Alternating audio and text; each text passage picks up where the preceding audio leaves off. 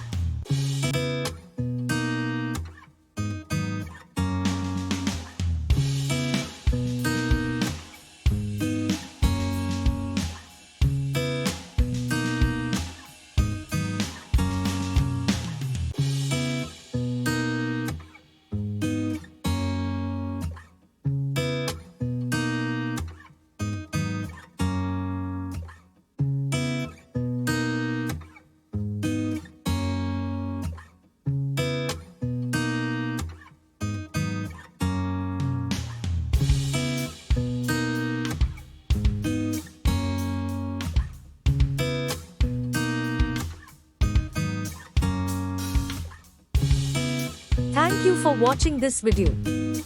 Please subscribe our channel for watch more scientific research videos.